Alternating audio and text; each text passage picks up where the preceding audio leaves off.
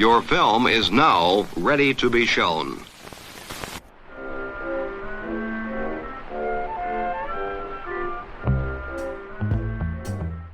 Good morning. I'm Justin Hendricks, editor of Tech Policy Press, a nonprofit media venture intended to provoke new ideas, debate, and discussion at the intersection of technology and democracy. Despots, crime, global warming, conflict, natural disasters, and related phenomena are driving an unprecedented migration of people. Mass migration presents a challenge to democracy in multiple ways, but chief among them is that anti-immigrant sentiment often plays a major role in the advance of illiberal and anti-democratic politics. We've seen this play out in the United States, where President-elect Donald Trump has promised a dramatic crackdown on immigration and the mass deportation of millions. But the scale of today's migration may be dwarfed by what's to come. The United Nations International Organization for Migration cites an estimate that as many as 1 billion people may be forced to migrate in the next 30 years. Other estimates suggest the figure may be higher. How is the movement of people and the politics around it driving the development of surveillance, biometrics, big data, and artificial intelligence technologies? And how do these technologies employed at borders and in governments themselves drive policy and change the way we think about the movement of people? Today's guest has spent years traveling the world to study how technology is being deployed in border regions and conflict zones, and she's written a book about it. My name is Petra Molnar. I'm a lawyer and an anthropologist and the author of my first book, which is called The Walls of Eyes: Surviving Migration in the Age of Artificial Intelligence. I'm so pleased to speak to you today, Petra. In this book, you say, before you went to law school, you worked at refugee shelters in Toronto, often on the 11 to 7 a.m. graveyard shift. You talk about how that was a formative time for you, not least because you almost got fired, as you say, for buying a box of diapers for a baby girl whose family had just arrived from Colombia. Talk to me about how you got into this line of work. How did you find your way to that job? How did you find your way to the curiosities that became the subject of this book? That's such a nice place to start. Thanks for picking up that thread. I've always been interested in migration issues, partly because of my own migration experience and my family's, but I never really thought I would be a lawyer or an academic working on these issues. I meandered my way into it, like many of us do, through twists and turns that bring us to where we are. But I think it's always important, to reflect on how we got here. And perhaps for me, it was a motivation to try and understand how power operates in society and why certain communities on the margins are always the ones that are disenfranchised. And I ended up working as what we in Canada call a refugee settlement worker, essentially like a frontline service provider at shelters to assist people who are newly arrived, largely through chance. Honestly, I was trying to find work in the migration sector. It was a job that came up, and the graveyard shift was one of the few available. And so, I ended up working the kind of 11 p.m. to 7 a.m., doing security, cleanup, checking people in, interacting with newly arrived refugees. And it was pretty much as frontline as you can get. And in a way, I think it also probably solidified my move towards trying to understand these things from a legal perspective. But it also showed me both humanity and inhumanity in the system too, right? There were so many amazing people trying to help one another, but there was also so much kind of daily banal violence, like the story you referenced. And that's something that stayed with me after all these years. It was such a small thing, making the choice to make sure that a baby girl has enough diapers. And yet there was a policy, right, that you could only give out a certain number of diapers per day. And I just was like, why? Why is it like this, right? And I think in a way, this question of why continues to animate the work that I do today to try and understand how people are moving and the kind of pressures of the system that they're facing. In the introductory note to this book, you write, "Borders are violent, yet they are also spaces of tremendous resistance and solidarity, often in very unexpected ways." You go on to say, borders, both real and artificial, they are what historian Sheila McManus calls an accumulation of terrible ideas created through colonialism, imperial fantasies, apartheid, and the daily practice of exclusion. Can you talk to me a little bit about what you've learned about the scale of human migration, where are we headed, I've seen so many different estimates of what to expect over the next decades. Some of them seem cataclysmic. I've seen numbers as many as 1 billion people may have to walk north or south or east or west, depending on where they're at, in part due to climate change and part due to conflict. What can we expect? Yeah, I always struggle a bit with how to answer a question that's very forward looking like this, because I think on one hand, it is becoming clear that human migration is going to exponentially increase. We are already seeing that as a result of environmental degradation, ongoing conflicts, genocides, apartheid. There's a lot of human movement that is happening and will be on the rise. But then on the other hand, human movement has always been with us. People have been migrating since time immemorial. And so I think it's also important to not look at the kind of rising trends of migration from a place of crisis or fear or seeing migration as a threat, but rather perhaps as a result of policymaking and the choices that are being made by powerful actors today. I think that's where that quote from Sheila McManus really reminds us that there are these broader logics at play that animate why people move, why they have to move, and what this is doing to our present day reality and future forecasting. Big part of this book, of course, is talking about technology, the amount of money there is to be made in stopping, managing, mitigating, surveilling, otherwise interceding in human migration. How should we understand this global industry? How big is it? What are the ways you think about the taxonomy of actors in it? You know, what we're really talking about is what my colleague and friend, journalist Todd Miller, calls the border industrial complex. I mean, it has become a massive global industry, multi-billion dollars at that, and rising exponentially every year, of these private sector actors who are presenting solutions to the so-called problem of migration. And again, to me, this was probably one of the most surprising things that I have come to learn over the years of working at the intersection of technology and then migration, just how baked in the private sector interests really are. Not only is it obviously highly, highly lucrative for large actors that maybe listeners are familiar with, like Palantir, Albit Systems, other big companies, but also really small, medium sized enterprises that nobody has ever heard of. But there's also this other side to it, maybe the more philosophical side, where it also is so powerful in terms of how private sector actors can paint the picture and have this normative power on what we innovate on and why. And to me, ultimately, it is about trying to understand this power economy. The fact that private sector interests are the ones who are driving not only the bottom line, but also what we innovate on and why. And again, it makes kind of sense when we start looking at it from the perspective of what logics animate how migration is thought about. And if states think that people on the move, refugees, migrants are a threat, they're frauds, they're terrorists, they must be controlled, and they are a problem, then the private sector comes in and says, we have a solution to your problem. And that solution is a robodog or a drone or an algorithm. So then it starts perhaps making sense why we're innovating in this way, in this really sharp, high risk border tech way, as opposed to maybe using AI to identify racist border guards or to understand immigration decision makers. The technology always becomes weaponized towards people on the move and communities that are on the margins. And that's where the private sector kind of interest really comes in. It ultimately is about who holds the reins of power in these spaces that determine what we innovate on and why. You talk about so many different technologies in this book, from biometrics to lie detection to voice verification to the algorithms that are making visa choices and determining who gets in a country and who's kept out. You point out that Israel is a particular hotbed of entrepreneurship on how to build border and surveillance technologies. Israel is a major player in this global economy on border tech and surveillance. And I felt really compelled to talk about it as a case study in the book, precisely because it is the epicenter of so much of the thinking and the innovation that then gets repurposed at the border.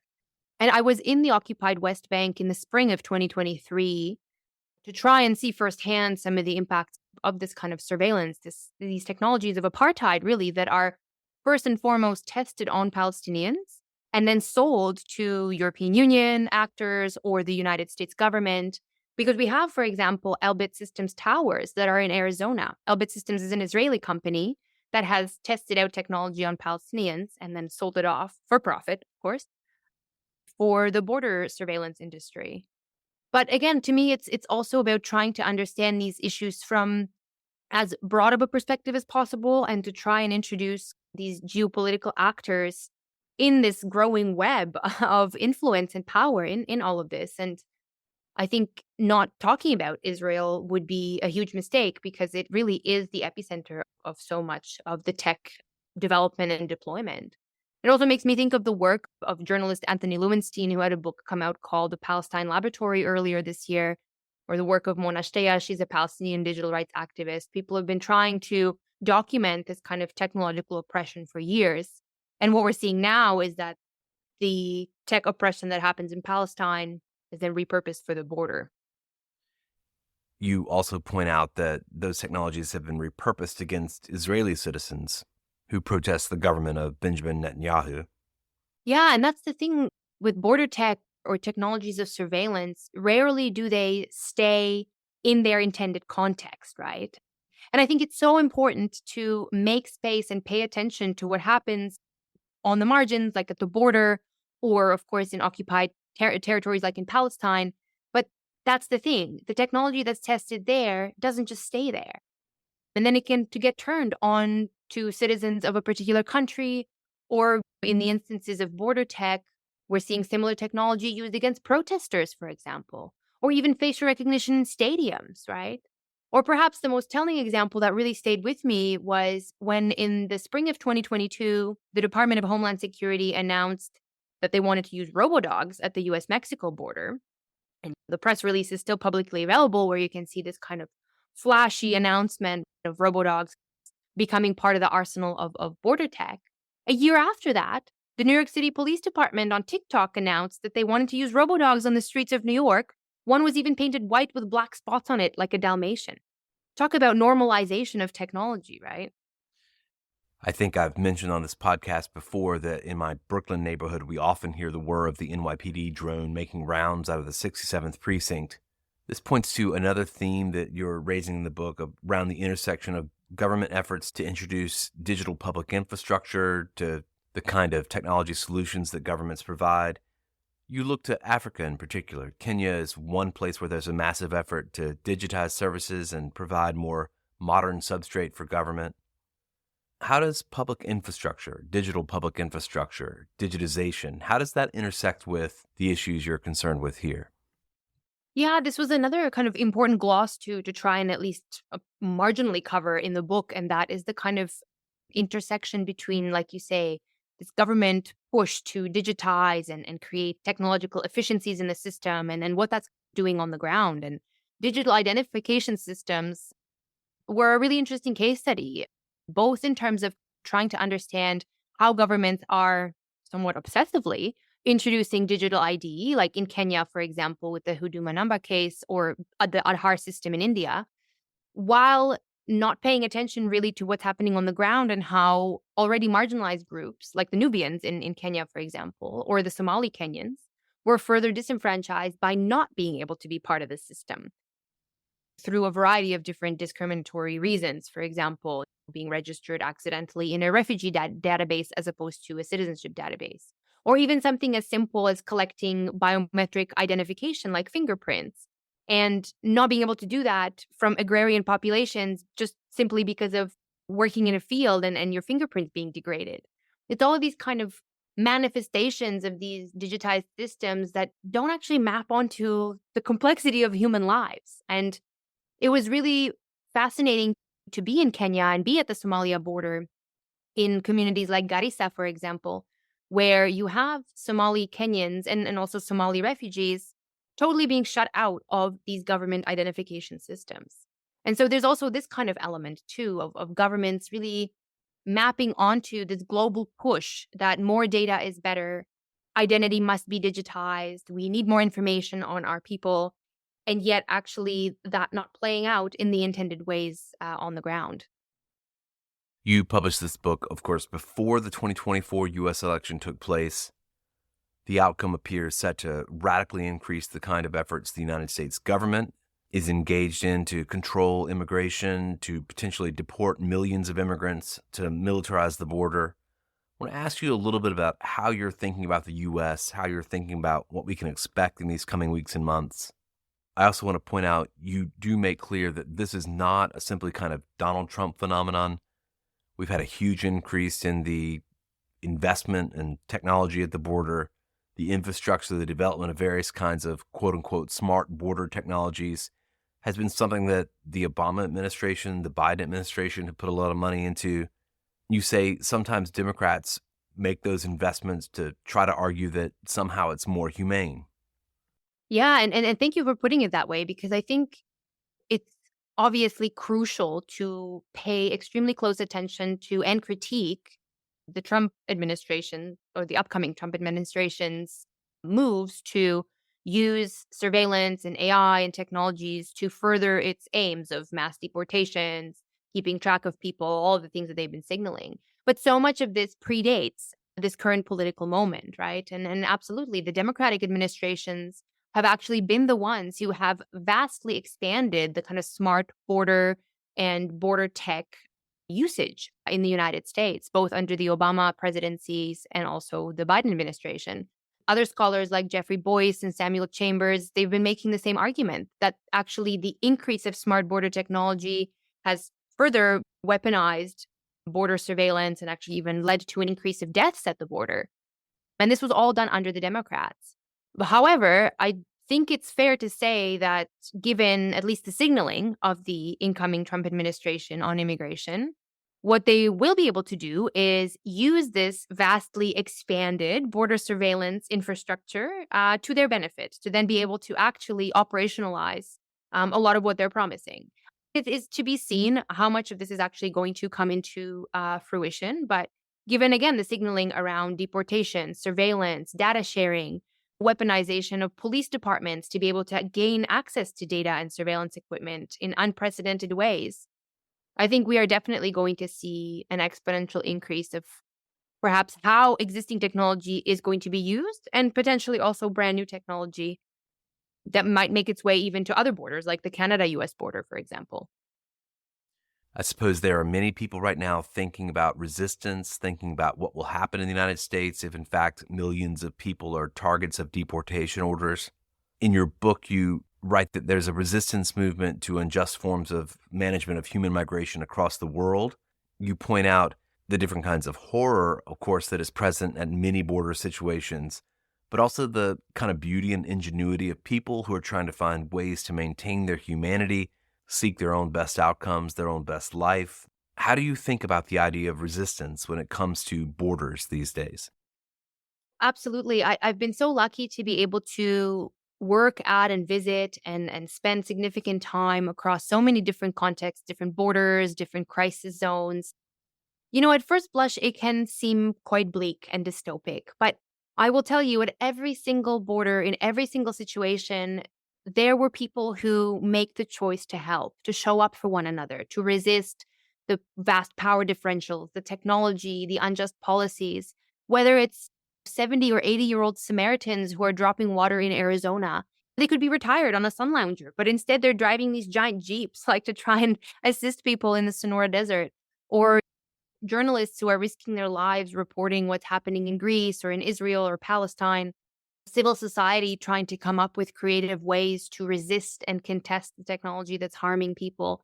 There are so many ways that I think communities and individuals are trying to find their way back to each other and to come up with mechanisms of resistance that are ultimately about seeing one another as human beings first, rather than numbers or figures or facts or threats, as is often the case with conversations around immigration and this kind of weaponization of our differences against one another.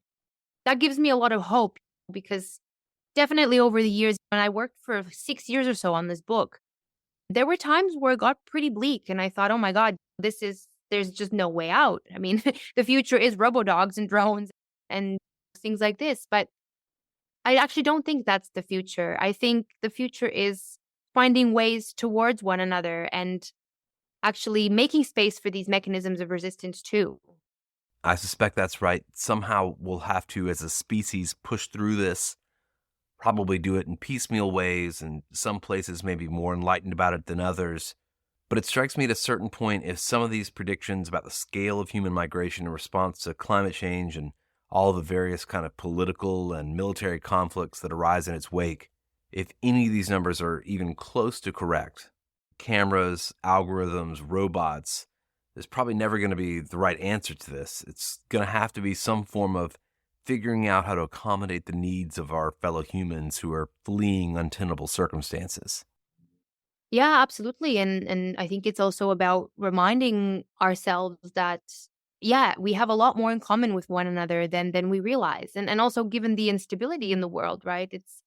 It's not as unimaginable that all of a sudden a community that's been stable might actually be at the forefront of a conflict or at the forefront of mass forced migration, with environmental degradation moving right into places like the United States and Europe. And I think, again, this is going to be an issue of our time. But this is, I think, one of my major concerns with this kind of unbridled techno solutionism, if we can call it that, this kind of use of technology to further create barriers between one another and almost erase the complexity and the differences that make humans so interesting to each other, right? It's like algorithms want to put us in boxes.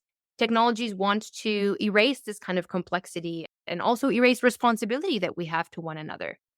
If immigration officers can rely on an algorithm to say it's a decision that was rendered by a computer, not by a human, therefore I somehow don't have to look another person in the eye and actually stand by the decision that I'm making, right? There is this kind of veneer of division that technology creates between ourselves. And I think, if anything, these are the kind of assumptions that we have to question and query as we move forward and as we do see more and more people who are going to be forcibly displaced.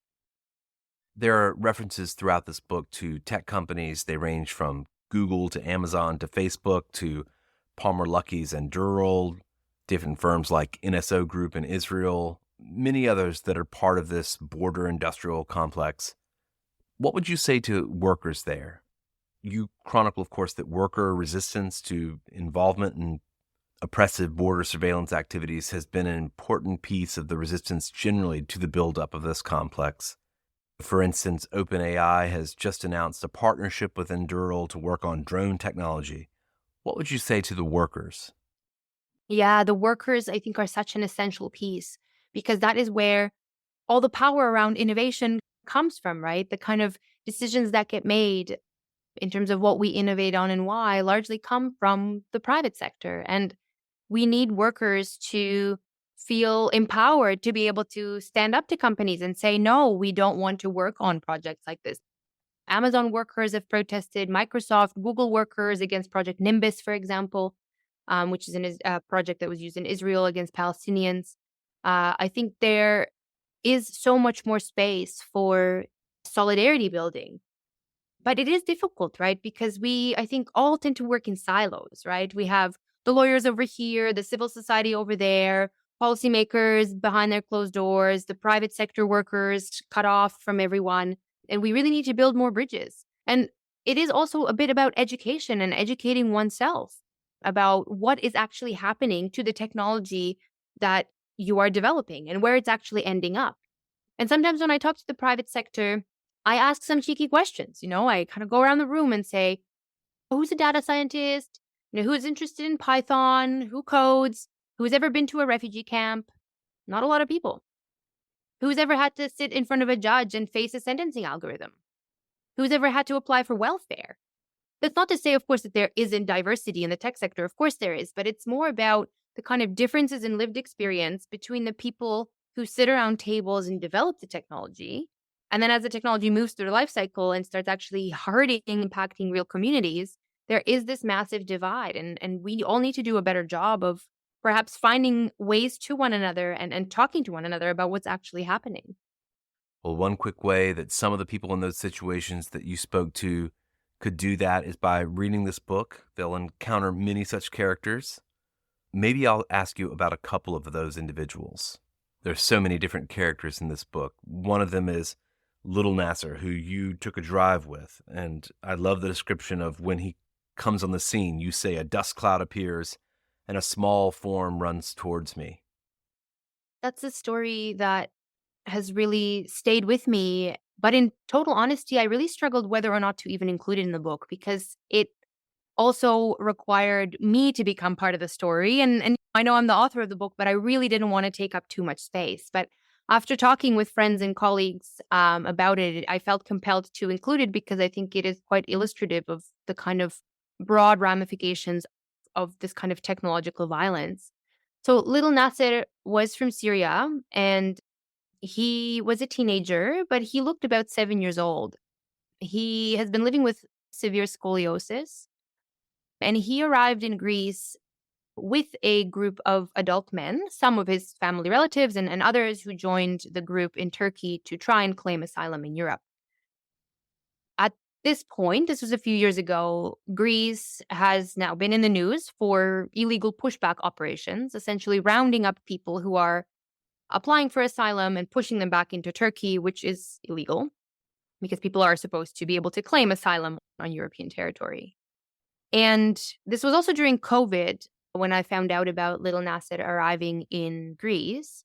And he was a child in this group, and he was, they were quickly running out of water and food and essentially being caught in this surveillance dragnet. It was only going to be a matter of time before the authorities found them and pushed them back. And essentially, we had to make a decision, like someone had to go get him.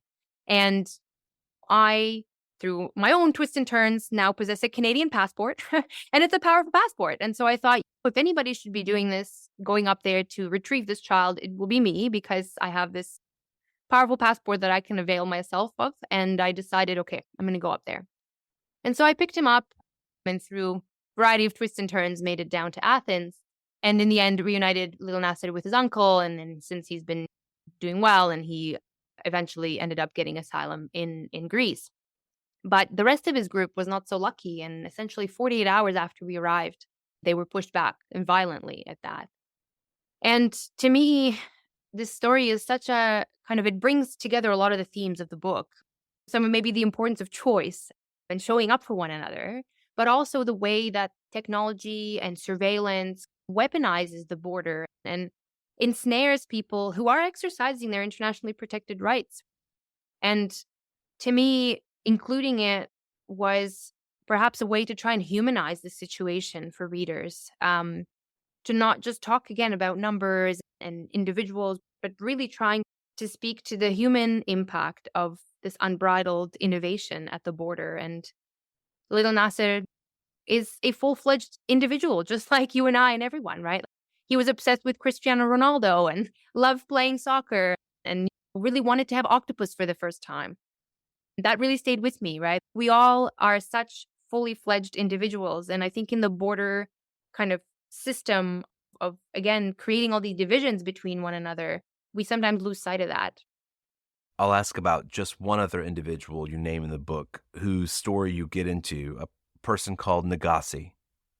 So Nagasi is another friend, I guess I could say at this point, who found his way to Europe after many, many years of, again, very many twists and turns. And I met Nagasi as part of a group of asylum seekers and people on the move who were living in essentially a squat in Brussels, in Belgium. And it was a really beautiful community because, again, it was such a great example of people showing up for one another in these adverse circumstances. It was this building that had all of these different rooms. There was not only a kitchen and a living room, but also like a dancing hall and a wine cellar, for example. And people were living there together in this community. And we spent time together trying to understand, again, how people's roots and migration experiences were changed through technology. And Nagasi in particular reflected on the kind of dehumanization of a lot of the technology, the kind of fingerprinting and iris scanning, and was being reduced to a data point rather than being seen as a real human, which is another theme that I try and explore throughout. The fact that these technologies reduce us to data points rather than, again, holding space for the kind of complexity that's inherent in human lives and in human migration specifically. You end this book by talking about the necessity of remaining vulnerable as an observer, You've traveled to these border places, you've seen the real human toll of these situations, yet you say you've done your best not to grow a thick skin to allow yourself to feel the emotions that come along with the things you observe. Can you tell me a little about what that means to you? That's so interesting that you asked me that question because yesterday I was talking to a group of law students specifically about this. The way that I think being and sitting with your emotions and the kind of impact that doing work on migration and refugee issues has on you is actually a bit of a superpower. I think sometimes when I mentioned this anecdote in the book, it was something that a well-meaning colleague said to me after I remember I lost a deportation case in Canada and I was really distraught about it. She said, "Oh, don't worry, you'll grow thicker skin." But I thought, I don't want to grow thicker skin because I want to feel the injustices of the system and I don't want to be complacent to the way that things are. And I think operating from a place of openness and kindness to one another and allowing again for this kind of for the emotions to be there with you is a very important antidote to the kind of dehumanization narratives that have become so common. And also this kind of walling ourselves off from one another again. To me, it's part of my practice. And it was when, when I was litigating in court, and it is now, as an academic and a writer. I think it actually is something that can also be an antidote and a mechanism of resistance, right? Choosing to be vulnerable and present and also aware of the kind of emotional impacts that this work has. Not to say that we should be trauma dumping on one another and all this kind of stuff. It's also a responsibility that we carry to make sure that we work on ourselves as well. And I'm very open about the fact that I regularly see a therapist, for example, for work-related events. I think that's part of my professional responsibility too. But again, I think it all comes down to the choices that we make in terms of how we show up for one another. And that's a choice that I continue to make. This book's called The Walls Have Eyes: Surviving Migration in the Age of Artificial Intelligence by Petra Molnar, and it's available in all places where good books are sold. Petra, thank you so much for speaking to me. Thank you. Thank you so much for having me.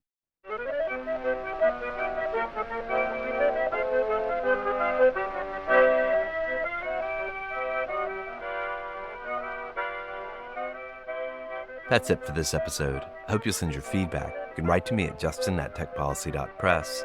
Thanks to my guest, thanks to my co-founder Brian Jones, and thank you for listening.